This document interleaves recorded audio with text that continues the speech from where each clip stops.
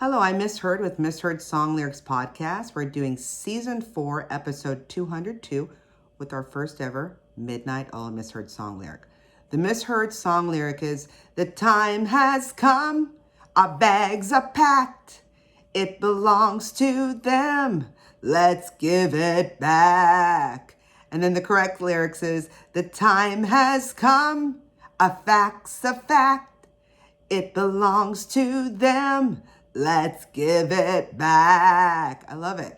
And I mean, a fact's a fact. For years I thought it was "our bags are packed," and both work. So let's start talking about Midnight Oil, what the song's about, the video, and a little about Midnight Oil, because I learned some new things just researching it. So let's begin.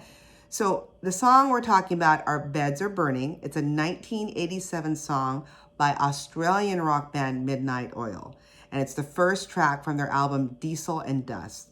This was actually released as the second single from the album and reached #1 in New Zealand, South Africa, and Canada, #3 in the Netherlands, #5 in France, #6 in United Kingdom, Australia, Ireland, and #17 in the US and Sweden. That's how I know it, because I grew up in the US and I remember hearing it back in '87. I thought, this is pretty cool. And then the video is kind of cool too. So we'll talk about that in just a second. It's actually one of the Rock and Roll Hall of Fame's 500 songs that shaped rock and roll. And it was named number 95 on VH1's 100 Greatest One-Hit Wonders of the 80s and number 97 by the Triple J Hottest 100 of All Times in 2009. So let's start talking about first Midnight Oil. They are also informally known as the Oils. So some fans like to call them just the Oils. Like I mentioned earlier, they are from Australia, and it composes of vocalist Peter Garrett. He does vocals and harmonica. Rob Hurst on drums. John McGinney, I hope I'm saying it, or Jim McGinney, I hope I'm saying it right, guitar, keyboards, and a Martin Rotzian guitar.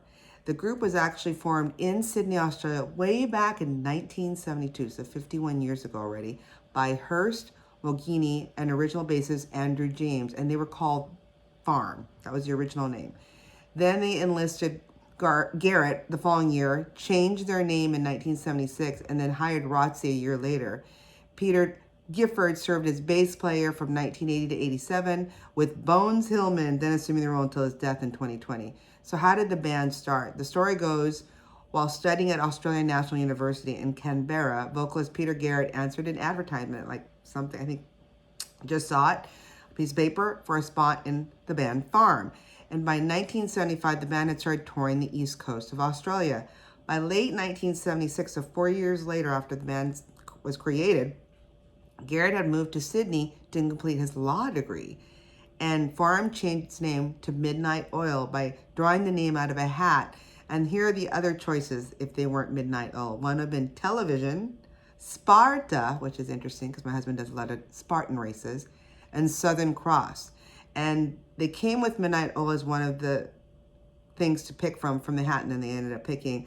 It came from the Jimi Hendrix song "Burning of the Midnight Lamp." So that's why Midnight Oil came as one of the band names that they were able to pick out of the hat, which they did. So that's why they're called Midnight Oil now, from Farm. Important to their development was manager Gary Morris, who supposedly, in what I've read, was successful in negotiating a lot of great contracts with tour promoters and record companies for the band. So that definitely helped. And then guitarist Martin Rotzi joined in 1977, like I mentioned, and Midnight Oil with Morris established their own record label called Powderworks, which released their debut album in November of 1978. Their first single, "Run by Night," followed in December, and then founding bassist guitarist James, forced to leave due to illness in 1980, was replaced by Peter Gifford. Gifford himself was replaced by Bones Hillman, like I mentioned earlier, in 1987, and it sounds like Bones Hillman had passed away in 2020. So through a long and distinguished career, the band became known for its driving hard rock sound, intense live performances, political activism, particularly in the aid of anti-nuclear, environmentalist, and indigenous causes. So put a pin on that because that explains what we're going to be talking about in the music video. All in all, Midnight Oil has sold over 20 million albums worldwide as of 2022. So they're doing quite well. So let's just dive deep into the lead singer, Peter Garrett. He was born Peter Robert Garrett back on April 16, 1953. I think he's an Aries, is my understanding. He, of course, is an Australian musician, environmentalist, activist, and former politician. I did not know that. So in 1973, he became the lead singer of the Australian rock band Midnight Oil, which used to be called Farm.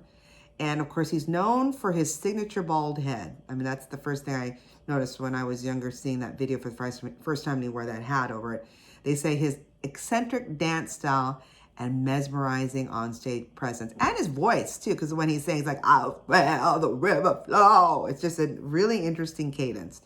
He served as president of the Australian Conservation Foundation for 10 years before being elected for the Labour Party as the member of the House of Representatives for the seat of Kingsford Smith in the 2004 election. That's all news to me. After Labour's victory in the 2007 election, Garrett was appointed Minister for the Environment, Heritage, and the Arts by Prime Minister Kevin Rudd. And then following the 2010 election, he was made Minister of School Education, Early Childhood, and Youth by Prime Minister Julia Gillard, I guess. In the aftermath of the 2013 leadership split, Garrett then resigned from the ministry and announced he would retire from politics at the 2013 election. In 2003, Garrett was appointed the member of the Order of Australia for service to the community as a prominent advocate for environmental conservation and protection and to the music industry. And then in 2009, the French government appointed Garrett as an officer of the Order of Arts and Letters. In 2010, the Worldwide Fund for Nature presented him with the Leaders for Living Planet Award. So all his hard work with environmentalist activism has definitely been seen and awarded, and God bless him for that. But I did not know he was a politician for so long. So why did they write Beds Are Burning? So after Midnight Oil toured through the Outback in 1986, they were playing to remote Aboriginal communities and seeing firsthand the issues in health and living standards, which mirrors what we have here in the United States with our tribal folks, and indigenous folks. So I thought this was interesting, seeing this kind of parallel in Australia. Peter Garrett, Jim Mogini, and Robert Hurst wrote Beds Are Burning to criticize how said populations were often forcibly removed from their lands, highlighted by the pre-chorus lines, "It belongs to them, let's give it back." There it is. And considered such a local affair inspired a worldwide hit. Garrett commented, "Who would have thought an Aboriginal land rights song would travel that far?" And I think it did, because it's happening everywhere else, or it's been happening. U.S., other places, other continents. So I think it hit a chord with everyone. There are specific references to certain Australian places in politics, such as Kintori Ranges and the town of Yandumu, vehicles produced by the Holden Company, that "It's Time" slogan, and the notion of fair go. In an interview with British website and publication Songwriting magazine, Rob Hurst discussed how Midnight Oil was determined to be seen as an Australian band. In that same conversation, he stated, quote unquote, "Land rights are something that appear in so many countries around the world, New Zealand, Canada, and the United States, but we were determined that Midnight Oil wouldn't be seen as one of those international bands writing songs that could have come from anywhere. We were determined to put place names and other specific bits and pieces in all our songs." So that makes sense. In that song, it mentions certain areas in Australia, and so they're really wanting to make a point that we're talking about our own indigenous folks, which are the Aborigines.